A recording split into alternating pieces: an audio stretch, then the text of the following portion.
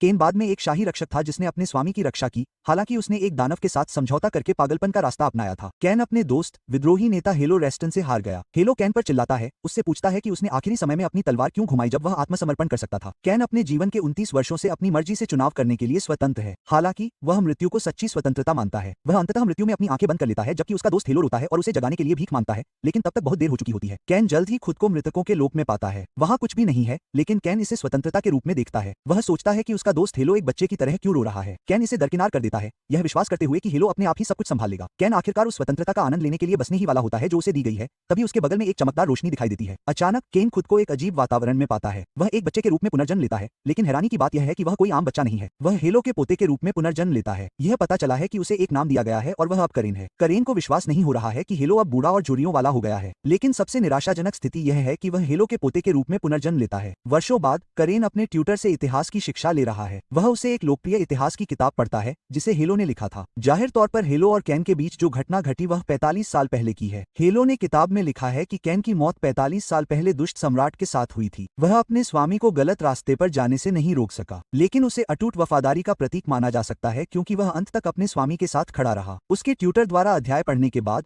वह करेन से उसके विचार पूछता है। उत्तर देने से पहले करेन जानना चाहती है कि उसके ट्यूटर क्या सोचते हैं। उस व्यक्ति का उल्लेख है कि ड्यूक हेलो बस अपने दोस्त के सम्मान को बहाल करना चाहता था। हेलो और केन की दोस्ती की कहानी सबको पता थी। जैसे ही केन ने ये कहा, केरन अपनी सीट से उठकर अपने ट्यूटर से पूछता है कि क्या उसे यकीन है कि उसने क्या कहा। केरन ने सख्त चेहरे से अपने टीचर को बताया कि उसे लगता है कि उसके दादाजी उसके दोस्त से दुश्मनी रखते हैं, इसलिए वह उसका नाम अमर करना चाहता है। टीचर यह सुनकर हैरान रह जाता है और वह केरन से पूछता है कि केरन क्या उकसा रहा है। केरन का कहना है कि हेलो को उसके दोस्त से नाराजगी होगी क्योंकि वह दुष्ट सम्राट के खिलाफ विद्रोह करने के लिए उसके साथ नहीं आया, बल्कि उसके खिलाफ खड़ा हो गया। केरन को यकीन है कि हेलो यह सब उसके दोस्त को सजा देने के लिए कर रहा है। जाहिर तौर पर केन बस एक हीरो के तौर पर पहचाने जाने के बिना एक शांतिपूर्ण मौत चाहता था, लेकिन हेलो बिल्कुल इसके उलट कर रहा था। आखिरकार ट्यूटर को एहसास हुआ कि केरन कुछ तो सही कह रहा है क्योंकि ऐसी खबरें थीं कि हेलो और केन के बीच द्वंद्व बहुत जल्दी खत्म हो गया, जो कि अजीब है। आखिरकार हुनर के मामले में दोनों एक जैसे ही हैं। शिक्षक को एहसास होता है कि केन ने अपने दोस्त को उचित मौत देने के बजाय मौत को चुना होगा। शिक्षक को यकीन नहीं होता कि एक 10 साल का लड़का वास्तव में इतना शानदार निष्कर्ष निकाल सकता है। हालांकि वह जानता है कि वह करेन की बात से सहमत नहीं हो सकता क्योंकि ड्यूक उस पर ईशनिंदा का आरोप लगाकर उसका सिर कलम कर देगा। तभी करेन कमरे में तनाव को कम करता है और अपने शिक्षक से कहता है कि वह बस उसके साथ मजाक कर रहा था और बस। शिक्षक आखिरकार राहत की सांस लेता है। शिक्षक के साथ अपने पाठ के बाद वह गलियारे से नीचे जाता है और बताता है कि वह हेलो का सबसे छोटा पोता है। करेन को विश्वास नहीं हो रहा है कि हेलो उसे हीरो बना देगा। करेन मंदिर के कमरे में पहुंचता है जहां वह अपने पिता पेल को अपने दिव्य प्राणी से प्रार्थना करते हुए पाता है। करेन अपने पिता के पास जाता है और उनसे पूछता है कि क्या वह अपने जागरण समारोह के बारे में चिंतित हैं जो वह प्रार्थना कर रहे हैं। पेल ये स्वीकार करता है और वह करेन से माफी मांगता है और कहता है कि वह किसी भी शक्ति के साथ जाग नहीं सका। अपने दो बड़े भाइयों के विपरीत पेल लगातार प्रार्थना कर रहा है क्योंकि उसे डर है कि उसने अपनी घटिया विशेषता करेन को दे दी होगी। करेन फिर अपने पिता के कंधे पर हाथ रखता है और कहता है कि कोई कुछ भी कहे, वह सबसे महान पिता है। यह सुनकर उसके पिता की आंखों में आंसू आ जाते हैं और वह करेन को गले लगाते हैं और कहते हैं कि वह उनके लिए सबसे महान बेटा भी है। पेल अपने बेटे के गालों पर गुदगुदी करता है और फिर उन्हें खाने के लिए कहता है। हमेशा की तरह करेन अपने पिता से कहता है कि उसे मांस चाहिए। उस रात करेन अपने बिस्तर पर लेटे हुए जागरण समारोह के बारे में सोचता है। उसे याद आता है कि पिछले जन्म में उसने और हेलो ने इस समारोह के बारे में बात की थी और यह कैसे एक पुरानी परंपरा थी। जाहिर तौर पर यह एक ऐसा समारोह है जो किसी की जन्मजात जादुई शक्ति को अनलॉक करता है। अपने पिछले जन्म में भी करेन ने जादू या शक्ति की इतनी परवाह नहीं की थी। वह हमेशा लोगों और हर चीज से दूर रहने के लिए स्वतंत्रता चाहता था। यह पता चलता है कि करेन ने पहले ही अपनी जादुई शक्ति को जगा लिया था,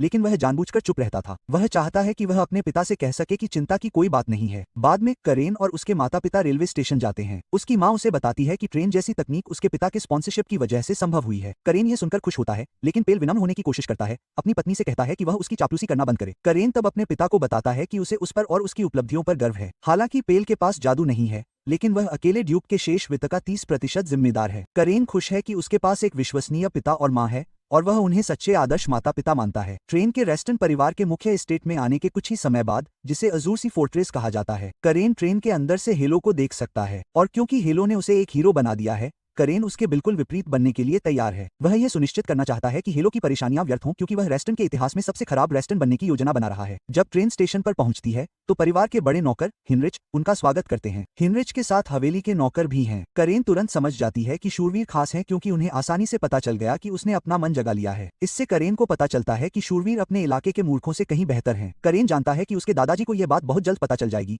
लेकिन उसे इसकी परवाह नहीं है। हिनरिच फिर उन्हें मुख्य महल की ओर ले जाता है। अंदर जाने पर पाले को परिवार परिवार के अन्य सदस्यों का अभिवादन करना होता है। करेन के पास अपने पिता के लिए एक प्रतीक्षालय में रुकने के अलावा कोई विकल्प नहीं होता है। करेन किले की सुंदरता को निहारने के लिए खिड़की के पास खड़ा हो जाता है। चूंकि करने के लिए कुछ नहीं है, इसलिए वह लाइब्रेरी जाने के बारे में सोचता है। अचानक उसका चचेरा भाई लियो उसके पीछे आता है। लियो हैरान है कि किले में आने के पहले ही दिन करेन लाइब्रेरी जाने की सोच रहा है। लियो का कहना है कि उसके बारे में अफवाहें सच हैं कि वह एक किताबी कीड़ा है। लियो फिर पेल के बारे में बकवास करने लगता है और कहता है कि वो अपना जादू नहीं जगा सकता, जिसका मतलब है कि करेन भी वैसा ही है। लियो उसे किताब पढ़ने के लिए कहता है ताकि वो कम से कम अपने पिता की तरह पैसे कमा सके। करेन ये सुनकर पागल हो जाता है और गुस्से में लियो की तरफ बढ़ता है। लियो करेन को डराने के लिए अपनी छोटी सी आभा दिखाता है। तभी करेन अपना असली रंग दिखाता है। लियो के कुत्ते होने की बात करते ही उसके शरीर से बहुत ज्यादा आभा निकलती है। करेन के शरीर से भयानक शक्ति निकलते देखकर लियो हैरान रह जाता है। उसे करेन से पूछना पड़ता है कि उसने अपना जादू कब जगाया, क्योंकि उसके पिता ने उसे इस बारे में नहीं बताया था। करेन फिर लियो को जवाब देता है कि उसके अपने पिता को भी इस बात की जानकारी नहीं है कि उसने अपना जादू जगाया है। ये बताने के बाद करेन लियो को बताता है कि थोड़ी दिक्कत होने वाली है। करेन एक कूड़ा पोता बनने की योजना बना रहा है,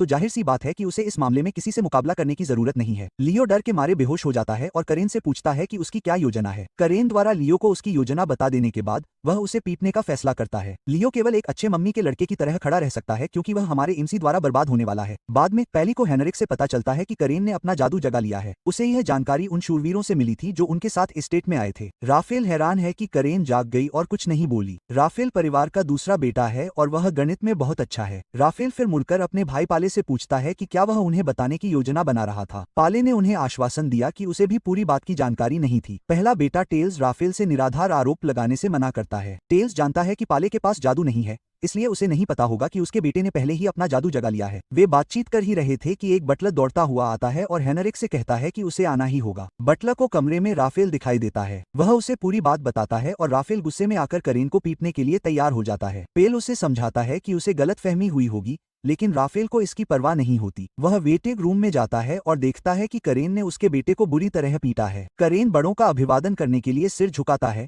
लेकिन राफेल उसे पकड़ लेता है। राफेल करेन को भूसा मारने के लिए तैयार हो जाता है और पूछता है कि उसने उसके बेटे को इस तरह क्यों पीटा। पेल अपने भाई के पास जाता है और उसे रोकने की कोशिश करता है। करेन बिना डरे राफेल को बताता है कि उसने लियो को इसलिए पीटा क्योंकि उसने उसके पिता का अपमान किया था। करेन राफेल से ये भी पूछता है कि अगर कोई उसके पिता का अपमान करता तो वह क्या करता। राफेल को गुस्सा आ जाता है और उसे लगता है कि करेन बकवास है। पेल अपने भाई को शांत करने की कोशिश करता है, लेकिन राफेल उसकी तरफ मुड़ता है और उसे अपने बच्चे को पालने में इतनी घटिया हरकत करने के लिए डांटता है। इससे पहले कि मामला बढ़ता, हिनरिच कमरे में आता है और उन्हें शांत रहने को कहता है। हिनरिच बताता है कि हेलो ने खुद फैसला किया है कि वह इस केस का जज होगा। पेल तुरंत अपने बेटे को राफेल से दूर ले जाता है क्योंकि उनके पिता ने बात कर ली है। पेल अपने बेटे से पूछता है कि क्या वह ठीक है और वह अपने पिता को आश्वस्त करता है कि वह ठीक है। इसके साथ ही हिनरिच सुझाव देता है कि अब हेलो के चैम्बर में जाने का समय हो गया है। करेन बहुत लंबे समय के बाद हेलो से मिलने के लिए तैयार है। हेलो के चैम्बर में पहुंचने पर वह करेन से पूछता है कि उसने एजोसी किले में आते ही इतनी बड़ी घटना क्यों कर दी। पेल अपने बेटे की ओर से बीच बचाव करने की कोशिश करता है, लेकिन हेलो उसे बता देता है कि यह सवाल उसके लिए नहीं है। हेलो सीधे करेन से सुनना चाहता है। हेलो को पूरा यकीन है कि करेन बिना सोचे समझे कोई काम नहीं करता,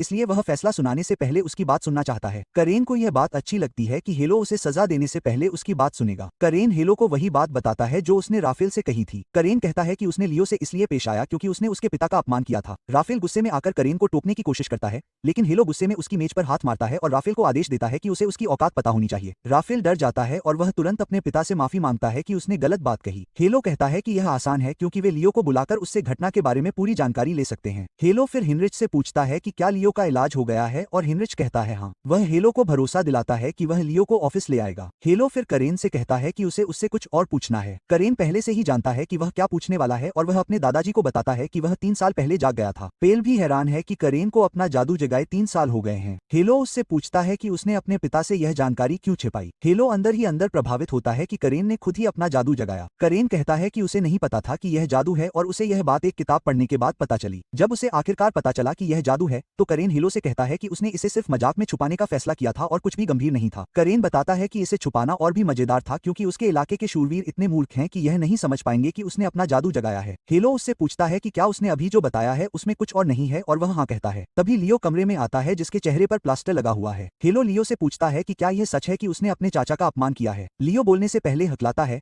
और करेन तुरंत बीच में आकर हेलो से कहती है कि उसे अपने चचेरे भाई को मारने का पछतावा है, हालांकि उसने उसके पिता के बारे में कितनी अयोग्य बातें की थी। करण के मुंह से निकली बातों को सुनकर लियो भी हैरान रह जाता है, क्योंकि वह बातों को बड़ा चढ़ाकर कह रहा है। लियो इस बात का खंडन करना चाहता है, लेकिन करण के डरावने चेहरे को देखकर उसे समझ आ जाता है कि अगर उसने चालाकी करने की कोशिश की तो उसकी खैर नहीं। हेलो फिर लियो से पूछता है कि क्या करण ने जो कहा वह सच है। लियो के पास इसे स्वीकार करने के अलावा कोई चारा नहीं है, वह अपने दादाजी से कहता है कि यह सच है। हेलो फिर अपना फैसला अभी नहीं सुनाता क्योंकि अगले दिन जागरण समारोह है। वह उन्हें भरोसा दिलाता है कि जागरण समारोह के बाद उन्हें उनकी सजा दी जाएगी। इसके साथ ही वह अपने बेटों और पोतों को अपने कक्ष से निकाल देता है। बाद में उस रात हेलो हिनरिच से करण के बारे में बात करता है। वे दोनों इस बात से सहमत हैं कि करण एक दिलचस्प लड़का है। हेलो इस बात से प्रभावित है कि करण ने 3 साल पहले अपनी शक्ति को जगाया था और उसे सबसे छुपाया भी था। इसके अलावा हेलो का मानना है कि करण उन शूरवीरों के कौशल पर सवाल उठा रहा है जिन्हें उसने पेलिली के क्षेत्र में भेजा था। हेलो का मानना है कि लड़का उसे यह बता रहा है कि वह अपने बेटे पेल को नजरअंदाज कर रहा है। हिनरिच को ऐसा नहीं लगता और वह हेलो से कहता है कि वह शायद बहुत ज्यादा सोच रहा है। हेलो का तर्क अलग है और वह कहता है कि ऐसा ही है क्योंकि उसे लगता है कि करेन एक अलग किस्म की है। हालांकि उसे भरोसा है कि अगर करेन में कुछ खास है तो वह अगले दिन पता चल जाएगा, जो कि जागरण समारोह है। हेलो ये देखने के लिए उत्सुक है कि क्या करेन जागरण समारोह को सफलतापूर्वक पूरा कर पाएगी, और अगर वह ऐसा कर पाती है तो वह ये देखने के लिए उत्सुक है कि इस प्रक्रिया में वह कौन सी शक्ति जगा पाएगी। अगली रात करेन अपने पिता, दादा और परिवार के बड़ों के साथ जंगल में जाती है। जैसे ही वे जंगल में जाते हैं, करेन को एहसास होता है कि बड़े बूढ़े कितने कुशल हैं। हालांकि वे सक्रिय ड्यूटी से सेवानिवृत्त हो चुके हैं। उनके साथ टेल्स और उसकी बेटी लियोना भी हैं। राफेल और उसके बदमाश बेटे लियो भी मौजूद हैं। पूरे परिवार के इकट्ठा होने के कारण करेन को एहसास होता है कि पूरी घटना उसके विचार से कहीं ज्यादा महत्वपूर्ण है। कुछ ही देर में वे अपनी मंजिल पर पहुंच जाते हैं, जो कि शपथ का पत्थर है। हेलो घोषणा करता है कि अब जागरण समारोह शुरू करने का समय आ गया है। वह प्रतिभागियों से कहता है कि शपथ के पत्थर से खुली दरार से गुजरने के बाद उन्हें शपथ के पत्थर से बनी एक दुनिया मिलेगी। जाहिर तौर पर शपथ द्वारा दिखाई गई दुनिया हर व्यक्ति के लिए अलग होती है। हेलो बताता है कि समारोह तब समाप्त होगा जब प्रतिभागी उस दुनिया में मिले हथियार का इस्तेमाल करके उस दुनिया को ही नष्ट कर देगा। सभी निर्देशों को सुनने के बाद करेन को विश्वास हो जाता है कि वह तैयार है। हेलो अपना पेंडेंट निकालता है और शपथ के पत्थर से गूंजने वाला एक सरल मंत्र करता है। इससे एक चमकदार रोशनी निकलती है जो आसमान में चमकती है। हेलो फिर करेन से कहता है कि अगर वह डर नहीं रहा है तो वह अभी अभी खुली दरार के अंदर कदम रखे। पेल अपने बेटे के लिए चिंतित है,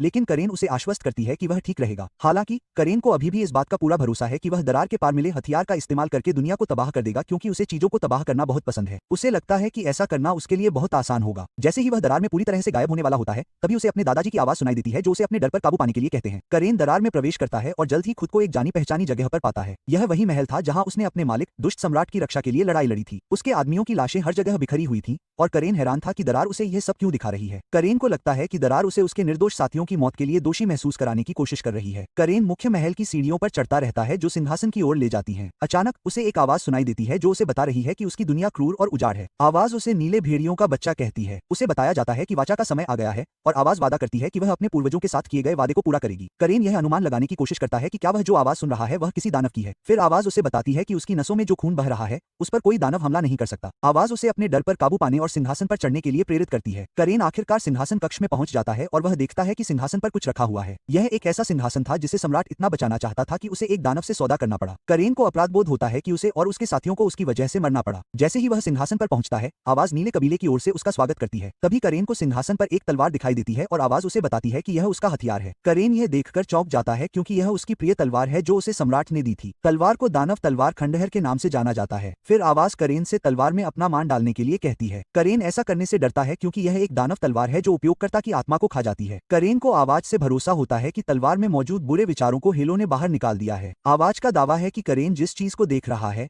वह किसी राक्षस का विकृत रूप है। आवाज करेन से कहती है कि तलवार को उठा ले और उसे जगा दे क्योंकि यह काम सिर्फ वही कर सकता है। करेन सोचता है कि क्या तलवार को छूना सही है। उसे डर है कि कहीं वह अपने पुराने रूप में न लौट जाए जिसने सम्राट के आदेशों का पालन करते हुए अनगिनत लोगों की जान ले ली थी। तभी उसे हेलो की बात याद आती है जो उसे अपने डर पर काबू पाने के लिए कह रही थी। उसे आखिरकार एहसास होता है कि जागरण समारोह का मकसद सिर्फ हथियार हासिल करना नहीं है, बल्कि उस परिवार के उत्तराधिकारी के लिए जिसने नीला प्रकाश जगाया है ताकि वह अपने डर के स्रोत पर काबू पा सके। ऐसा होने पर करेन तलवार उठा लेता है। तलवार के प्रभाव में आते ही उसकी आंखें चमक उठती हैं। अचानक करेन खुद को स्पष्टता क्षेत्र में पाता है। तलवार अपना रूप बदलने लगती है और उस पर मौजूद लाल आभा गायब हो जाती है। फिर आवाज करेन को बताती है कि उसे नहीं पता कि तलवार करेन को इस रूप में कैसे मिली, लेकिन यह तलवार मूल रूप से उसके संस्थापक पिता रेल की तलवार है। आवाज करेन को बताती है कि उसके दादाजी ने जो तलवार ली थी वह भी एक संस्थापक पिता की तलवार थी, लेकिन उसके दादाजी के विपरीत तलवार का इतिहास में दर्ज नहीं होने का कारण यह था कि उसमें एक ऐसी शक्ति थी जो उसके परिवार की सामान्य शक्तियों से बिल्कुल अलग थी। करेन तलवार को पकड़ लेता है और तलवार से निकला मैना उसके शरीर में रिसने लगता है, जिससे उसे बहुत दर्द होता है। हालांकि आवाज उसे दर्द सहने के लिए प्रेरित करती है। जैसे ही मैना उसके शरीर से होकर गुजरता है,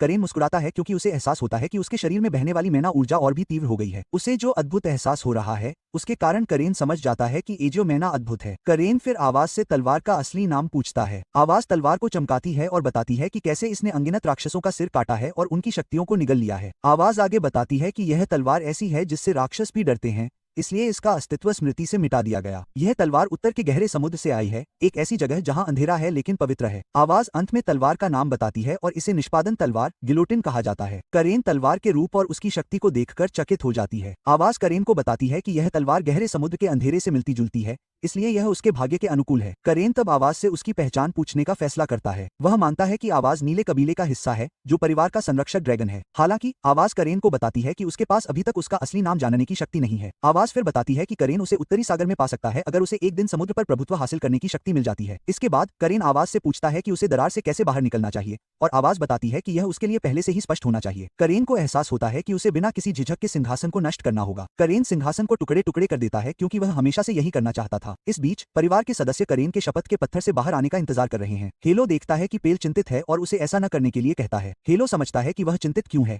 लेकिन उसे खुद को शांत करने के लिए कहता है। अचानक पत्थर हिलने लगता है और टुकड़े टुकड़े होने से पहले पत्थर के बीच में एक चमकदार रोशनी दिखाई देती है जिससे हर कोई हैरान रह जाता है। तभी करेन उस जगह से बाहर आता है जहां पत्थर होना चाहिए था और अपना सिर खुजलाता है। जिस तरह से हर कोई उसे घूर रहा है, उसे पता है कि उसने फिर से कुछ गड़बड़ कर दी है। उसे अचानक एहसास होता है कि शपथ का पत्थर कहीं नहीं है। पेल डर से अपना सिर पकड़ लेता है क्योंकि उसे यकीन नहीं हो रहा है कि शपथ का पत्थर उसके बेटे के जागरण समारोह के कारण टूट गया। करेन अपने दादाजी का ध्यान पत्थर से हटाकर अपने हाथ में लिए हथियार पर केंद्रित करके उनके सामने शांत रहने की कोशिश करता है। हेलो उस हथियार को ध्यान से देखता है और पाता है कि यह गिलोटिन है जो उनके पूर्वजों का था। यह एक तलवार थी जिसे परिवार के इतिहास से भी मिटा दिया गया था और परिवार के मुखिया और बड़ों को मौखिक रूप से दिया जाता था। हेलो हैरान है कि अचानक तलवार कैसे आ गई। वह सोचता है कि क्या वाचा का समय निकट आ रहा है। वह देखता है कि करेन तलवार को बहुत अच्छे से पकड़ रही है और वह सोचता है कि क्या वह इससे डरती नहीं है। करेन बस जवाब देती है कि वह इससे नहीं डरती। हेलो फिर बताता है कि बहुत पहले उनके पूर्वज जो दुनिया के अंत से आने वाले राक्षसों का सफाया करने के लिए नीले ड्रैगन के साथ अपनी वाचा पूरी नहीं कर सके थे, उन्होंने वाचा के प्रमाण के रूप में शपथ का पत्थर पीछे छोड़ दिया था। भविष्य के लिए प्रतिज्ञा करते हुए वे धैर्यपूर्वक उस व्यक्ति की प्रतीक्षा कर रहे थे जो एक दिन उस वाचा को पूरा करेगा। चूंकि करेन अभी अभी रहस्यमयी तलवार के साथ प्रकट हुई है,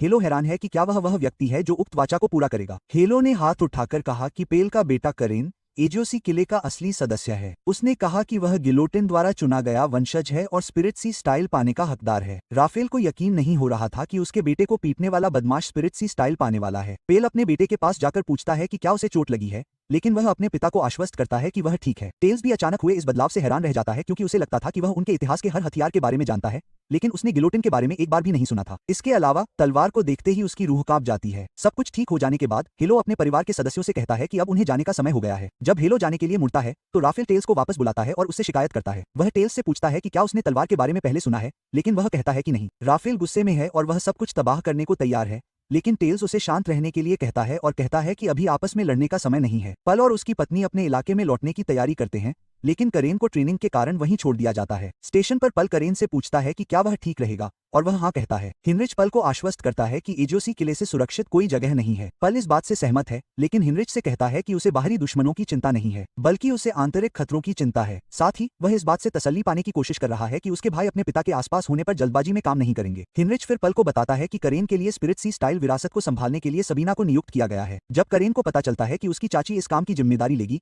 तो वह राहत की सांस लेता है। सबीना रेस्टन हेलो की बहन है और वह एक मास्टर के रूप में जानी जाती है जो हेलो की तरह ही कुशल है। एक समय पर उसे सफेद भेड़िया भी कहा जाता था। पेल करेन को बताता है कि सबीना हमेशा से उसे पसंद करती है, इसलिए वह करेन से कहता है कि वह उसकी आंटी का अपमान न करे। करेन अपने पिता को आश्वस्त करता है कि वह ऐसा न करने की पूरी कोशिश करेगा। हिनरिच तब बताता है कि हेलो उसके लिए अजूर सी फोर्ट्रेस में एक घर बनाने की योजना बना रहा है, जिसका मतलब है कि वह जब चाहे वहां जा सकता है। यह सुनकर पेल की आंखों में आंसू आ जाते हैं क्योंकि उसे आखिरकार अपने परिवार के किसी सदस्य का इलाज मिल रहा है। पेल हिनरिच को उसकी मदद के लिए धन्यवाद देता है और कहता है कि वह अब बिना किसी चिंता के जा सकता है। पेल अपने बेटे के सिर पर थपथपाता है और कहता है कि अगर उसे किसी चीज की जरूरत हो तो वह उससे मदद मांगने में कभी न झिझके। इसके साथ ही पेल और उसकी पत्नी वहां से चले जाते हैं। बाद में हिनरिच करेन को उस जगह ले जाता है जहां सबीना इंतजार कर रही होती है। करेन बताता है कि वह अपनी आंटी की दादी से मिलने के लिए कितना उत्सुक है। हिनरिच उसे सलाह देता है कि वह सबीना को दादी न कहे क्योंकि उसे ये कहलाना पसंद नहीं है। करेन सलाह को गंभीरता से लेता है, लेकिन सोचता है कि बूढ़ी औरत को दादी कहने में क्या गलत है। वे जल्द ही नीला सागर किले के साधना कक्ष में पहुंचते हैं जहाँ केवल परिवार के वंशज ही जा सकते हैं। हिनरिच करेन को बताता है कि सबीना अंदर उसका इंतजार कर रही है। उसने यह भी कहा कि लियो भी कक्ष के अंदर इंतजार कर रहा है। जब करेन को अपने चचेरे भाई के कक्ष में होने का पता चलता है तो वह पहले से ही सोच लेता है कि वह उसे कितना दर्द देने वाला है। हिनरिच का कहना है कि राफेल ही वह व्यक्ति था जिसने विशेष रूप से सबीना से अपने बेटे को मार्गदर्शन देने का अनुरोध किया था। करेन उत्साहित होकर कक्ष की ओर दौड़ता है क्योंकि वह अपने चचेरे भाई से मिलने के लिए बेताब है। हिनरिच देख सकता है कि घर में लंबे समय के बाद कुछ हलचल होने वाली है। जैसे ही वह दरवाजे पर पहुंचता है, करेन को अंदर से एक जबरदस्त जादू और शक्ति का एहसास होता है। तभी उसे घर के अंदर से सबीना की आवाज सुनाई देती है जो उससे पूछ रही है कि वह अंदर क्यों नहीं आ रहा है। करेन धीरे से दरवाजा खोलता है और उसे नमस्कार करता है। करेन सबीना को देखकर चौंक जाता है और उसके चेहरे पर हैरानी साफ झलकती है। यह सब सबीना भी देखती है और जानती है कि करेन हैरान है क्योंकि वह एक खूबसूरत तेजस्वी युवती की तरह दिख रही है और करेन को वह उम्मीद नहीं थी। करेन को आश्चर्य होता है कि क्या सबीना ने जादू की शक्ति से अपने शरीर का पुनर्निर्माण किया है। उसे पता चलता है कि यह 8 सितारा शूरवीर का क्षेत्र है। सबीना फिर करेन से कहती है कि वह अपने क्षेत्र से बाहर निकले और दीपक की तरह घूरना बंद करे। वह करेन को क्रॉस लेग पोजीशन में बैठने के लिए कहती है। वह करेन को लियो के बगल में बैठने के लिए कहती है और लियो जैसे ही अपने चचेरे भाई को अपनी ओर आते देखता है वह कांपने लगता है। करेन लियो के बहुत करीब आकर उसे बताती है कि उनके एक दूसरे को देखने की संभावना बढ़ गई है। करेन के ठीक होने पर सबीना उसे आश्चर्यचकित करती है कि उसे पता है कि वह सफेद भेड़िया है। करेन का कहना है कि उसे पढ़ाई करना पसंद है, इसलिए उसे इतिहास में बहुत कुछ सीखना पड़ा। सबीना को एहसास होता है कि हेलो मजाक नहीं कर रहा था जब उसने कहा कि करेन एक दिलचस्प बच्चा है। करेन तुरंत दिलचस्पी लेता है और वह सबीना से पूछता है कि उसके दादाजी ने उसके बारे में क्या कहा था। हेलो ने सबीना को बताया कि करेन एक दिलचस्प बच्चा है और वह उसे पसंद करेगी। हेलो ने यह भी कहा कि करेन एक ऐसा बच्चा है जिसे विशाल समुद्र में नौकायन करना होगा ताकि वह एक दिन समुद्र पर राज कर सके, और इसके लिए हेलो चाहता है कि करेन को देखकर सबीना करेन का प्रकाश स्तंभ बन जाए। सबीना अपने भाई से पहले ही सहमत है कि करेन में अपार प्रतिभा है। उसका मानना है कि उसकी प्रतिभा भी अनंत और विशाल है। वह उसकी तुलना खुले समुद्र से करती है। सबीना का मानना है कि करेन एक उग्र अनियंत्रित लहर की तरह है, लेकिन उसमें निश्चित रूप से एक दिन विशाल समुद्र पर राज करने की क्षमता है। करेन को चीजों का तरीका सिखाते हुए सबीना का मजा ही कुछ और है। सबीना फिर अपना पाठ शुरू करती है। लड़कों को बताती है कि क्रॉस लेग पोजीशन मेना ट्रेनिंग के लिए सबसे बुनियादी आधार है। वह उन्हें आश्वस्त करती है कि खड़े होकर मेना ट्रेनिंग करना संभव है, लेकिन उन्हें पहले प्रारंभिक चरण से गुजरना होगा। सबीना उन्हें दिखाती है कि उनके सामने खड़े होकर अपने मेना को उजागर करने का क्या मतलब है। लियो अपनी आंखों को उस भयानक आभा से ढंक लेता है, लेकिन करेन सबीना को देखती है और अजूर माना के अद्भुत रूप को देखती है। तब सबीना बताती है कि समुद्र पर शासन करने के लिए वे समुद्र पर प्रभुत्व स्थापित करने की तकनीक का उपयोग करते हैं। सबीना कहती है कि वे अजूर माना का उपयोग करके अपने शरीर के भीतर समुद्र बना और संचालित कर सकते हैं। वे जितने अधिक समुद्रों में काम करते हैं वे उतने ही मजबूत होते जाते हैं। जब उन्हें अंततः 8 समुद्रों को संचालित करने की शक्ति मिलती है तो वे 8 सितारा स्तर तक पहुंचते हैं। हालांकि वह चरण जहां कोई एक इकाई के रूप में 8 महासागरों को एक साथ संचालित कर सकता है उसे 9 सितारा स्तर कहा जाता है। जाहिर तौर पर महाद्वीप में केवल 3 9 सितारा स्तर हैं और साम्राज्य में केवल एक व्यक्ति उस स्तर तक पहुंच गया है जिसका नाम हेलो है। जब करेन यह सुनता है तो इस जीवन में हेलो से आगे निकलने का उसका दृढ़ संकल्प उसके शरीर में जल जाता है। सबीना यह देखती है और महसूस करती है कि करेन में शक्ति की तीव्र इच्छा है। सबीना पहले से ही करेन के साथ अपनी प्रशिक्षण प्रक्रिया का अनुमान लगा रही है। पल भर में वह लड़कों को सिखाती है कि अपने शरीर के माध्यम से अपने माना को कैसे बहने देना है। वह इसकी तुलना उन लहरों से करती है जो शुरू में बहुत तेज होती हैं। जब सबीना करोन के शरीर से निकलने वाले मैना लेवल को देखती है तो वह हैरान रह जाती है। उसे यकीन नहीं होता कि करोन अभी अभी जागा है, लेकिन वह अभी से ही मैना के इतने भयानक लेवल को दिखा रहा है। वह उसकी तुलना लियो से करती है जिसे 2 साल की उम्र से ही समुद्र पर प्रभुत्व जमाने की तकनीक सिखाई गई है। हालांकि लियो इसे सालों से सीख रहा है, फिर भी वह करेन के साथ सबीना को देखकर चुप हो जाता है। सबीना यह भी देखती है कि करेन बिना उसे सिखाए ही अपने मैना पैसेज खुद ही बना रहा है। अचानक करेन को अपने शरीर में तेज दर्द महसूस होता है और जैसे ही उसे दर्द महसूस होता है वह मोनो ट्रेनिंग रोक देता है, जिससे सबीना चौंक जाती है। वह प्रभावित होती है कि करेन उसके शरीर पर पड़ने वाले दबाव को महसूस कर सकता है और चोट लगने से पहले ही रुक जाता है। दूसरी ओर लियो बेहोश हो जाता है और सबीना उसे देखने के लिए दौड़ती है। क्योंकि मोनो ट्रेनिंग खतरनाक होती है इसलिए सबीना उन पर नजर रखती है। करेन अपने चचेरे भाई की कमजोरी से निराश है। सबीना को यकीन नहीं हो रहा है कि करेन इतना शांत है कि उसके अंदर ताकतवर बनने की तीव्र इच्छा है। वह इस नतीजे पर पहुंचती है कि करेन को लाइट हाउस की जरूरत नहीं है। तभी सबीना करेन से कहती है कि वह सुनिश्चित करेगी कि वह 3 साल तक सुरक्षित रहे। वह उससे आग्रह करती है कि वह अगले 3 साल तक खुद की रक्षा करने की ताकत बनाए। करेन यह स्वीकार करता है और इसे दिल से लेता है। कुछ ही देर बाद दोनों लड़के नाइट ट्रेनिंग ग्राउंड की ओर बढ़ते हैं। करेन अपनी तलवार अपने साथ रखता है और लियो उसे बताने की कोशिश करता है कि तलवार कितनी डरावनी है। करेन लियो पर चिल्लाता है और कहता है कि वह तलवार को खतरनाक होने की चर्चा से बचना चाहता है, इसलिए उसने उसे हेलो द्वारा दी गई म्यान में रख दिया है। लियो तुरंत यह कहकर स्थिति साफ कर देता है कि करेन जिस तरह से भी काम करे उसे कोई दिक्कत नहीं है। वे सीवुल्फ नाइट कमांडर जेर से मिलते हैं जो दोनों महान लड़कों को बताता है कि आगे से उनकी ट्रेनिंग का प्रभारी वही होगा। परिचय के बाद हेरोन आसानी से समझ जाता है कि जेर 8 सितारा स्तर पर है। जेरस लड़कों से कहता है कि जब तक सी वुल्फ नाइट्स, जिन्हें ब्लू वुल्व्स के नाम से जाना जाता है, उन्हें ड्यूक का पोता नहीं कहूंगा। करेन जेरेस को देखकर मुस्कुराता है और कहता है कि उसे इस उपाधि से कोई फर्क नहीं पड़ता क्योंकि उसे इसकी आदत नहीं है। इसके अलावा उसे पता है कि नीले भेड़ियों का सम्मान अपने हुनर से हासिल करना एक परंपरा है। जेरेस करोन की प्रतिक्रिया से प्रभावित होता है क्योंकि ज्यादातर रईस अपनी नाराजगी जाहिर करते। जैसी की उम्मीद थी, लियो उसे तिरस्कार से देखता है। जेरेस को लगता है कि आखिरकार एक समझदार उत्तराधिकारी आ गया है, लेकिन जब वह करोन के संकल्प को करीब से देखता है तो उसे एहसास होता है कि घर में कुछ और बुरा होने वाला है। जेरेस करेन को लियो से भी बड़ा बदमाश पाता है। 3 साल बाद सबीना और जेरेस हेलो से उसके कमरे में मिलते हैं। हेलो सबीना से कहता है कि वह उसकी शराब चुराना बंद कर दे, लेकिन सबीना उसे यह कहकर मना कर देती है कि उसने उसके पोते को 3 साल तक पढ़ाने के लिए पैसे दिए हैं। हेलो मुस्कुराता है क्योंकि उसे उम्मीद नहीं थी कि 3 साल इतने जल्दी बीत जाएंगे। फिर वह सबीना से करेन के बारे में पूछता है।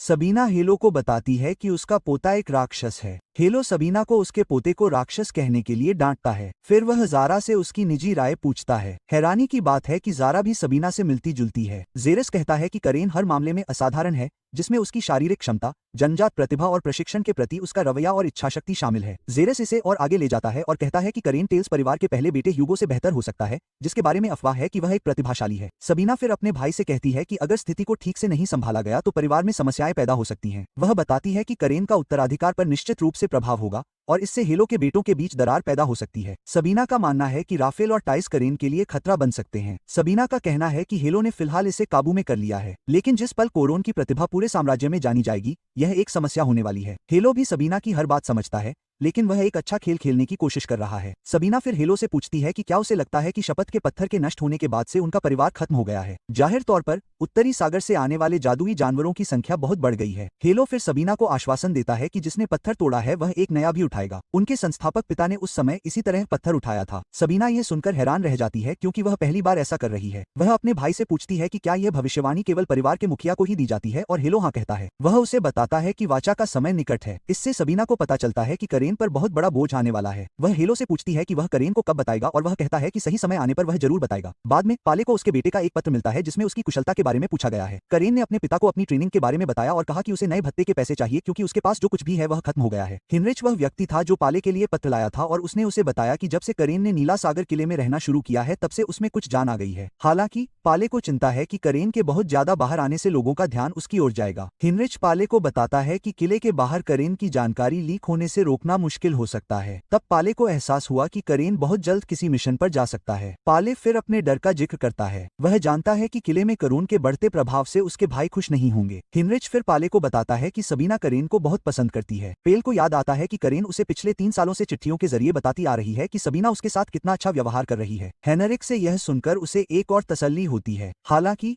पेल को पता चलता है कि सबीना बहुत जल्द किला छोड़कर जा सकती है। हेनरिक पेल से कहता है कि उसे भी इस बारे में चिंता करने की जरूरत नहीं है। वह उसे आश्वस्त करता है कि करेन का एजोसी किले के शूरवीरों के साथ एक मजबूत रिश्ता बन गया है। दरअसल उन्होंने उसे एक उपनाम भी दिया है ताकि वे दिखा सके कि वे कितने करीब हैं। उपनाम है एजोसी किले का जवान पागल कुत्ता। एक शूरवीर हैंस के साथ ट्रेनिंग के दौरान करेन बहुत तेजी से आगे बढ़ता है और उसे तुरंत सरेंडर करना पड़ता है। हैंस अपनी उम्र के हिसाब से काफी ताकतवर है, लेकिन करेन एक राक्षस है, इसलिए वह आसानी से उस बेचारे को हरा देता है। वह उसकी गुब्बारे जैसी मांसपेशियों का मजाक भी उड़ाता है। हैंस फिर करेन को बताता है कि उसे अफवाहें सुनने को मिली हैं कि वह बहुत जल्द किसी मिशन पर जा सकता है। हालांकि हेलो की जगह जेर ही मिशन की तैनाती का समय तय करेगा क्योंकि वो अभी राजधानी में है। हैंस का मानना है कि करेन को डच के पश्चिमी हिस्से में ग्रेनरी क्षेत्र में भेजा जा सकता है जहां जादुई जानवरों का दिखना आम बात हो गई है। करेन तुरंत लियो का ध्यान इस ओर खींचती है और उसे बताती है कि वे बहुत जल्द एक मिशन पर जा सकते हैं। यह सुनकर लियो चिंतित हो जाता है क्योंकि आखिरी व्यक्ति जिसके साथ वह मिशन पर जाना चाहता है वह डरावनी करेन है। साथ ही लियो जानता है कि अगर वह मिशन के दौरान अच्छा प्रदर्शन करता है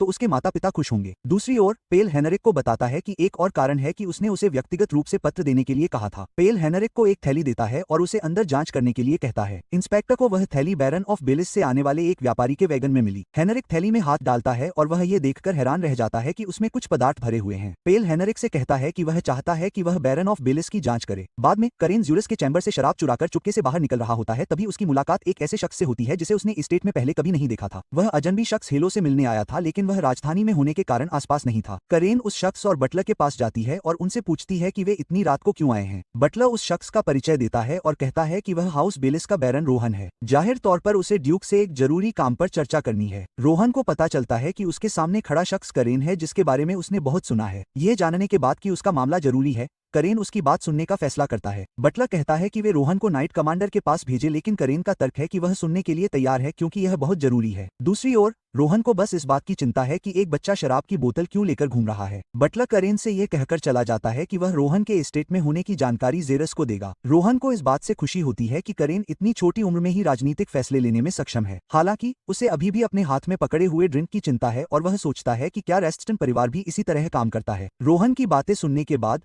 करेन को पता चलता है कि बैरिनी के पूर्वी पहाड़ों में एक डाकुओं का समूह बस गया है। इसके अलावा डाकुओं के आने के बाद से इलाके में ड्रग्स का चलन बढ़ गया है। इससे भी बदतर आम लोगों को भी अगवा करके गुलामों की तरह बेचा जा रहा है। रोहन बताता है कि डाकुओं को काबू करने में उन्हें दिक्कतें आ रही हैं क्योंकि उनके पास उचित सैन्य समर्थन नहीं है। उसके पिता ने डाकुओं से लड़ने के लिए कुछ छोटे सैनिकों को भी इकट्ठा किया था, लेकिन उन्हें भारी नुकसान उठाना पड़ा और इस प्रक्रिया में उसके पिता भी घायल हो गए। रोहन का मानना है कि उसके अयोग्य होने के कारण उसके परिवार और उसके लोगों को परेशानी हो रही है। सारी बातें सुनने के बाद करेन अपनी नाराजगी जाहिर करता है और कहता है कि डाकुओं को खत्म कर देना चाहिए। करेन फिर कहता है कि कुछ गड़बड़ है। वह हैरान है कि कैसे एक छोटी सी सेना के सामने आम डाकुओं का एक समूह डटकर मुकाबला कर सकता है। रोहन फिर बताता है कि ऐसी खबरें हैं कि ये डाकू दक्षिणी राज्य से भागे हैं जो युद्ध में है। करेन को एहसास होता है कि दुष्ट सम्राट के गद्दी से हटने के बाद से शाही सेना, जिसका आकार छोटा कर दिया गया था, युद्ध के कारण दक्षिण की ओर केंद्रित हो गई है। चुन की जगह नहीं है। करेन जानती है कि सार्वजनिक व्यवस्था में खामियां होंगी। करेन रोहन के सिद्धांत के साथ जाने का फैसला करती है कि भगोड़े डाकू बन गए। करेन फिर मूड को हल्का करने के लिए एक ड्रिंक लेने का सुझाव देती है। करेन फिर बताता है कि बिलिस बैरन वास्तव में उस क्षेत्र की सीमा पर है जहां उसके पिता रहते हैं। इस वजह से करेन को नहीं लगता कि वह पूरी बात को नजरअंदाज कर सकता है। करेन वास्तव में मदद के लिए व्यक्तिगत रूप से जाने की पेशकश करता है। ड्रिंक पीते हुए रोहन सोचता है कि क्या उसके लिए एक बच्चे से ड्रिंक लेना वास्तव में सही है। करेन अभी भी रोहन से ड्रिंक को गुप्त रखने के लिए कह रही है। जब मालिक कमरे में दाखिल होता है, जेर करेन को याद दिलाता है कि उसने पहले ही उसे शराब न छूने के लिए कहा था। जेर के कमरे में दाखिल होते ही रोहन लगभग जम जाता है। जेर फिर रोहन से कहता है कि वह शांत रहे क्योंकि उसे शराब के बारे में कुछ भी पता नहीं था। जेर ने रोहन की डाकुओं से जुड़ी परेशानी के बारे में सुना था। कुछ और करने से पहले जेरस करेन से शराब छीन लेता है और उसे बताता है कि शराब उसकी उम्र के हिसाब से अच्छी नहीं है। जेर फिर रोहन से कहता है कि वे उसकी मदद करने जा रहे हैं क्योंकि वे समस्याओं का सामना करते हुए हाथ पर हाथ धरकर नहीं बैठ सकते। रोहन ये सुनकर खुश होता है और जेर उसे बताता है कि जल्द ही उसके साथ उसके इलाके में आने के लिए कुछ सैनिक तैयार किए जाएंगे। रोहन ये सुनकर खुश होता है,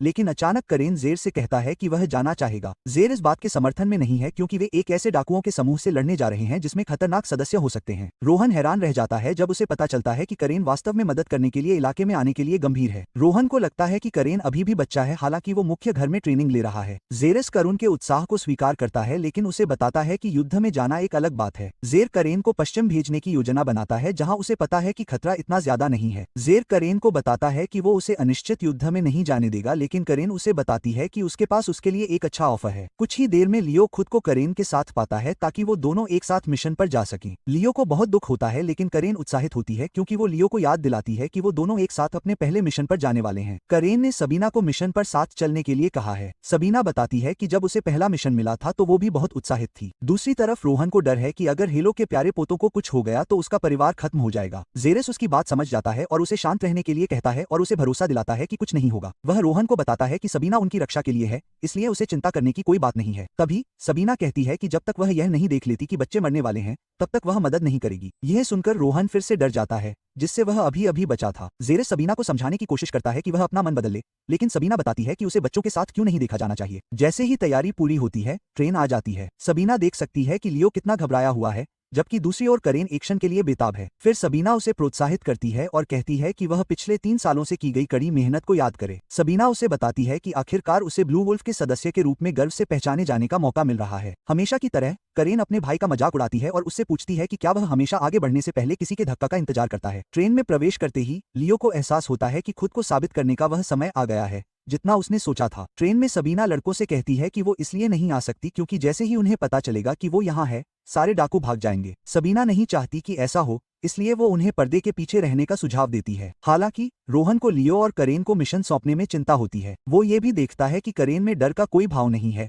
हालांकि ये उसका पहला मिशन है। दूसरी तरफ लियो के चेहरे पर चिंता साफ झलकती है। लियो को याद आता है कि उसकी माँ उसे डांट रही थी क्योंकि वो करेन के साथ अच्छा व्यवहार कर रहा था, हालांकि उसने कुछ साल पहले उसकी पिटाई की थी। लियो की माँ उसे बताती है कि करेन उसकी दोस्त नहीं बल्कि दुश्मन है। हालांकि लियो अपनी माँ से बहस करता है कि करेन उसकी दुश्मन नहीं है। वह बताता है कि उसका एक और चचेरा भाई ह्यूगो, जिसे जीनियस माना जाता है, 14 साल की उम्र में 3 स्टार तक नहीं पहुंच पाया था। लियो बताता है कि करेन 13 साल की उम्र में 4 स्टार तक पहुंच गया था, जबकि वह 15 साल की उम्र में 3 स्टार तक पहुंच गया था। लियो अपनी मां को बताता है कि करेन उसका लक्ष्य है, लेकिन उसका प्रतिद्वंद्वी नहीं। उसकी मां का मानना है कि वह हीन भावना से ग्रस्त है, लेकिन वह कहता है कि ऐसा नहीं है। लियो करेन के अस्तित्व को अपने लिए बेहतर करने की प्रेरणा के रूप में देखता है। लियो पूरी तरह से इसी याद में खोया हुआ है जब तक कि सबीना उसे बुलाती है। सबीना समझ जाती है कि यह उसका पहला मिशन है और वह अपनी नसों से टूट रहा है। हालांकि वह जानना चाहती है कि क्या लियो किसी दुश्मन को काट सकता है। अगर ऐसा हुआ, सबीना लियो को बताती है कि करेन उस तरह का बच्चा है जो वह करने से नहीं हिचकिचाता जो उसे करने की जरूरत है। वह लियो से खुद पर शक न करने का आग्रह करती है क्योंकि वह जानती है कि उसने पिछले 3 सालों में कितनी मेहनत की है। आखिरकार उसने ही उसे प्रशिक्षित किया था। लियो सबीना से कहता है कि उसने उसकी बातों को गंभीरता से लिया है। जल्द ही घोषणा होती है कि ट्रेन 20 मिनट में बैरन बेला के इलाके में पहुंचेगी। सबीना अपनी सीट से उठती है और लड़कों से कहती है कि वे उसे मिशन के लिए अपना गुरु कहें और वह उन्हें अपने शिष्यों के रूप में भी संबोधित करेगी। सबीना खिड़की की ओर जाती है और रोहन को चौंका देती है। वह उससे पूछता है कि वह कहां जा रही है और वह बताती है कि बैरन स्टेशन पहुंचने से पहले उसे ट्रेन से उतरना होगा ताकि उसके आने की खबर न फैले। वे हैरान रह जाते हैं कि वह महिला चलती ट्रेन से कूदने वाली है। रोहन चिंतित है लेकिन सबीना उसे आश्वस्त करती है कि उसके पोते पोतियां सब देख रहे हैं, इसलिए कोई उसे जिम्मेदार नहीं ठहराएगा। यह कहकर सबीना ट्रेन से कूद जाती है और इलाके में गायब हो जाती है। रोहन ये देखकर हैरान रह जाता है और सोचने लगता है कि क्या बाकी घरवाले डरावने लोगों का झुंड हैं। कुछ ही देर में वे बैरन के घर पहुंचते हैं और घायल बैरन से उसके कमरे में मिलते हैं। वह लड़कों का स्वागत करने के लिए माफी मांगता है और उन्हें बताता है कि उसका शरीर उसे ऐसा करने नहीं देगा। करेन उस आदमी को बताती है कि उसे खुद पर दबाव डालने की जरूरत नहीं है। वह उससे उसकी चोटों के बारे में पूछता है और वह बताता है कि उसे बताया गया था कि वह खतरे की सीमा पार कर चुका है। बातचीत के दौरान करेन बैरन से कहती है कि वह उसे सामान्य रूप से संबोधित करे। वह आदमी प्रभावित होता है कि करेन चौथे तारे पर पहुंच गया है क्योंकि किसी मिशन पर जाने के लिए यह न्यूनतम आवश्यकता है। करेन इस बात की पुष्टि करता है लेकिन लियो को धोखा देने का फैसला करता है और कहता है कि वह अभी भी तीसरे तारे पर है। लियो को भी यकीन नहीं होता कि करेन ने बिना किसी के पूछे ही यह बात उठा दी। चूंकि वे मुख्य परिवार से हैं, बैरन कहता है कि वह उन्हें खतरनाक काम सौंपने से डरता है। करेन फिर आदमी से कहता है कि वे असफल नहीं हो सकते क्योंकि इससे परिवार का नाम बदनाम होगा। करेन लियो से कहता है कि वह उसका समर्थन करे। लियो पहले तो चुप हो जाता है लेकिन फिर बैरन को आश्वस्त करता है कि उसे चिंता करने की कोई बात नहीं है। बैरन खांसने लगता है और करेन उसे आराम की जरूरत महसूस होने पर वहां से चले जाने का सुझाव देती है। बैरन बताता है कि एक गाइड तैयार किया गया है और उन्हें बस उसके पीछे चलना है। इसके तुरंत बाद वे गाइड के बताए रास्ते पर चलते हुए बर्फीले जंगल से गुजरते हैं। लियो जल्द ही करेन का ध्यान उसकी परेशानी की ओर खींचता है। उसे लगता है कि गाइड पर भरोसा नहीं किया जा सकता क्योंकि हो सकता है कि वह डाकुओं से मिला हुआ हो। करेन यह सुनकर प्रभावित होता है और लियो की तारीफ करता है कि उसने पहली बार अपने दिमाग का इस्तेमाल किया है। करेन लियो की बात से सहमत होता है और कहता है कि गाइड एक जासूस है और यह सही है। लियो हैरान होता है कि करेन इतनी जल्दी उसकी बात मान रहा है और वह उससे स्थिति के बारे में और स्पष्टीकरण मांगता है। पता चलता है कि करेन ने स्टेशन पर पहुंचने से पहले रोहन से बात की थी। बातचीत के दौरान रोहन ने बताया कि वे अंदर के एक गद्दार का इस्तेमाल करने की योजना बना रहे हैं। करेन उनके इस बेहतरीन तरीके से प्रभावित होती है। सब कुछ सुनने के बाद लियो करेन से पूछता है कि उसने उसे पहले क्यों नहीं बताया। करेन का कहना है कि लियो पूरे दिन नर्वस था और उसने कुछ नहीं कहने का फैसला किया। करेन एक गद्दार को उसके झूठ से बाहर निकलते देखने के मौके को लेकर उत्साहित है। जाहिर तौर पर रोहन को पता है कि वह एक गद्दार है,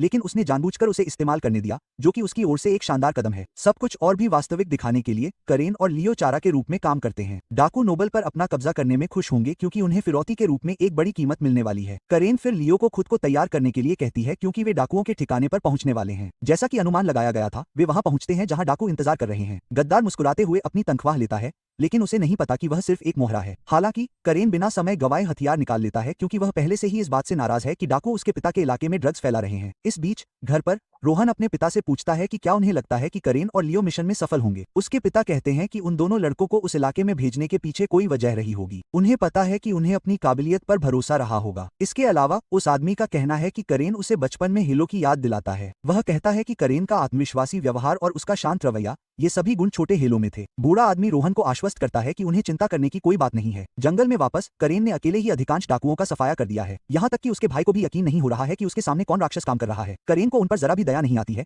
जबकि वे उनके शरीर को मक्खन की तरह काट रहे हैं। डाकुओं में से एक यूनिट लीडर से कहता है कि बेहतर होगा कि वे बेस लौट जाएं और सुदृढ़ीकरण मांगें। हालांकि यूनिट लीडर अहंकारी है क्योंकि वह एक बच्चे से हारने को तैयार नहीं है। वह करेन की ओर दौड़ता है और उसे दिखाने की धमकी देता है कि वह किस चीज का बना है। करेन उस आदमी पर हमला करने से नहीं कतराता। कोरोन की नीली आभा पूरे इलाके को घेर लेती है और करेन को हमलावर यूनिट लीडर को मारने के लिए बस उसके सिर पर वार करना होता है। लियो को तब झटका लगता है जब उसे पता चलता है कि उसने बिना जाने ही अपनी तलवार निकाल ली है। करेन ने सभी डाकुओं को मार गिराया है और सिर्फ एक को छोड़ दिया है। लियो को एहसास होता है कि करेन एक राक्षस हो सकता है, लेकिन उसकी तलवार कुछ और है। तलवार की आभा लियो को सचमुच अभिभूत कर देती है। तलवार को देखकर ऐसा लगता है जैसे उसका गला काट दिया जाएगा। आखिरी बचा हुआ डाकू तुरंत हाथ उठाता है ताकि वह अपने साथियों के साथ मरने से बच सके। करेन उससे पूछती है कि उसका नाम क्या है और वह बताता है कि उसका नाम हा है। करेन लियो का ध्यान इस तथ्य की ओर खींचती है कि अगर वे अपने हथियार इस तरह से बांधे गए हैं तो यह बिल्कुल हास्यास्पद लगेगा। करेन का मानना है कि इससे यह और भी पक्का हो जाएगा कि ओरुरा ने उन्हें पकड़ लिया है। वह यह भी कहता है कि ओरा को उनके हथियार ले जाने पड़ रहे हैं क्योंकि वह एक कमजोर टुकड़ा है और कोई भी यह नहीं मानेगा कि वह उन्हें पकड़ पाएगा। ओरहा उन्हें सुन लेता है लेकिन वह कुछ नहीं कर सकता क्योंकि उसकी जान अभी भी उसके लिए बहुत कीमती है। करेन तब फैसला करता है कि बेस पर पहुंचने से पहले ही ओरहा से और जानकारी लेना उनके लिए फायदेमंद होगा। करेन उससे पूछता है कि क्या वे भगोड़े हैं और वह हाँ कहता है। हाँ बताता है कि वे ते राज्य के 3रे इन्फेंट्री डिवीजन की 9वीं रेजिमेंट की पहली बटालियन से हैं। लियो उससे सवाल पूछने ही वाला होता है कि करेन बीच में आकर पूछता है कि उनका ग्रुप कितना बड़ा है। अरहा बताता है कि 2 जादूगरों सहित लगभग 130 भगोड़े हैं। करेन ये देखकर हैरान रह जाता है कि उसके साथ खेलने के लिए बहुत सारे डाकू हैं। दूसरी ओर अरहा जानता है कि वह एक बड़ी मुसीबत में है क्योंकि करोन की नीली आंखों से वह साफ देख सकता है कि वह रेस्टन के घर से है। लियो फिर अरहा से पूछता है कि वे इतनी दूर दूर से क्यों आए। हाँ बताता है कि उनके नेता ने उनसे वादा किया था कि अगर वे ऐसा करते हैं तो वे एक अच्छी जिंदगी जीने के लिए पर्याप्त पैसे कमाएंगे। करेन यह देखकर हैरान रह जाती है कि एक डाकू के नेता के साथ एक जादूगर भी है। करेन को लगता है कि कुछ गड़बड़ है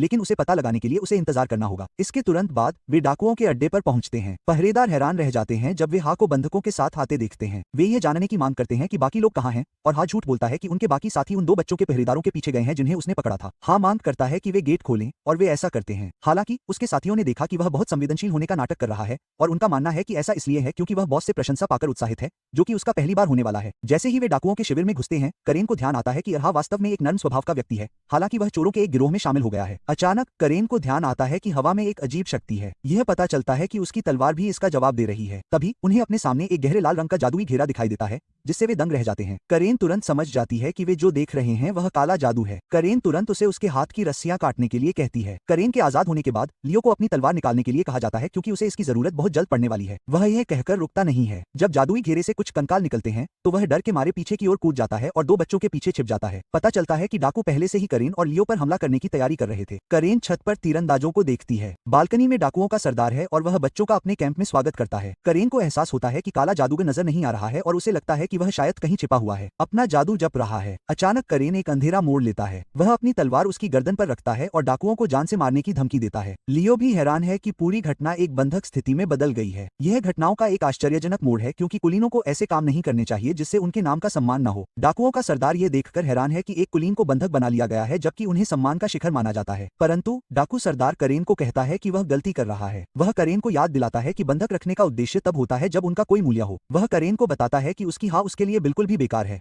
इसलिए वह अगर चाहे तो अपनी जान दे सकता है। करेन यह सुनकर निराश हो जाती है कि डाकू उसकी हाँ को बेकार कूड़ा समझता है। वह उस आदमी की गर्दन से अपनी तलवार निकालता है और उसे बंधक बनाने की कोशिश करने के लिए माफी मांगता है। लियो तब बताता है कि उनकी संख्या कम है। वह करेन से पूछता है कि क्या उसके पास कोई योजना है और वह हाँ कहती है। करेन लियो को बताती है कि उन्हें डाकुओं के कमांडर को मारना है। इस बिंदु पर करेन गुस्से से उबल रहा है और उसके शरीर से नीला मैना फूट पड़ता है। कमांडर यह देखता है और उसे एहसास होता है कि उसने गलती की है। करेन तब लियो से कंकालों को संभालने के लिए कहता है जबकि वह कष्टप्रद कमांडर को खत्म कर देता है। जैसे ही करेन अपने निर्देश देता है वह 1 सेकंड भी बर्बाद किए बिना कमांडर की ओर दौड़ता है। कंकालों में से एक लियो पर हमला करता है लेकिन वह हमले को रोकने में कामयाब हो जाता है। लियो को आश्चर्य होता है कि वह अकेले कंकालों के झुंड से कैसे निपटेगा। कमांडर अपने तीरंदाजों को आदेश देकर करोन के हमले को रोकने की कोशिश करता है लेकिन करोन बहुत तेजी से आगे बढ़ रहा है। करोन उसके कुछ कहने से पहले ही उसके पास पहुंच जाता है और अपने सैनिकों पर तलवार से वार करता है जिससे सभी एक साथ ढेर हो जाते हैं। कमांडर के सामने आते ही करेन एक शैतान की तरह दिखता है। वह उसे मारने से बचता है लेकिन उसका हाथ काट देता है। कमांडर दर्द से कराहते हुए जमीन पर गिर जाता है और अपने घायल हाथ को पकड़े रहता है। करेन कमांडर का मजाक उड़ाता है और कहता है कि अगर यही उसकी योजना थी तो उसे पहले ही हमला कर देना चाहिए था। कमांडर हैरान है कि एजियो किले में अभी भी अतिरिक्त सैनिक हैं,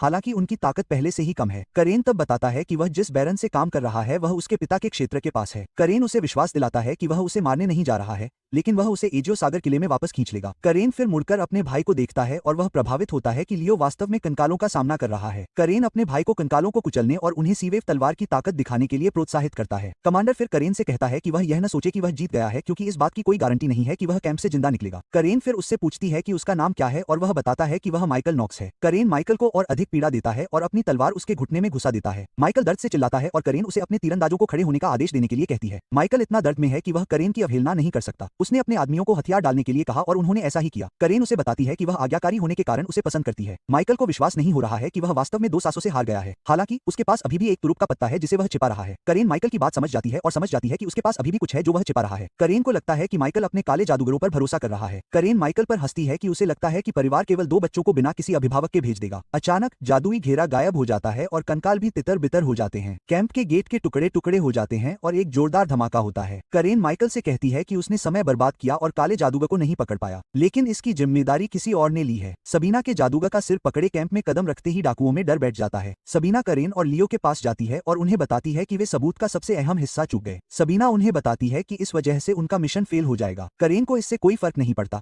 लेकिन वह सबीना से पूछता है कि क्या उसे उसका तरीका पसंद आया। सबीना कबूल करती है कि वह करेन को दुश्मन के कैंप में बिना डरे घुसने के लिए इनाम देगी। हालांकि बंधक बनाने की तकनीक का इस्तेमाल करने के लिए वह उसके पॉइंट भी काट रही है। करेन माइकल को सीढ़ियों से नीचे धकेल देती है और वह जमीन पर पड़े जादूगर के सिर को देखकर डर जाता है। सबीना फिर करेन से पूछती है कि उसने बंधक काट क्यों चलाया। करेन बताता है कि वह डाकुओं को वहां मारना चाहता था जहां उन्हें इसकी उम्मीद नहीं थी, क्योंकि कोई नहीं सोचेगा कि रईस किसी को बंधक बना सकते हैं। सबीना इस बात से सहमत होती है और कहती है कि करेन सबसे बड़ा पागल है जिसे उसने देखा है। करेन इसे तारीफ के तौर पर लेती है और अपनी आंटी को धन्यवाद देती है। दूसरी तरफ माइकल को यकीन नहीं हो रहा है कि वह रईसों के वेश में पागलों से भिड़ गया। सबीना ने सुझाव दिया कि वे बेलिस के महल जाएं क्योंकि उसके मन में बहुत सारे सवाल हैं। इस बिंदु पर माइकल को पता चल जाता है कि उसका काम तमाम हो चुका है, क्योंकि बाकी परिवार बहुत अजीबोगरीब है।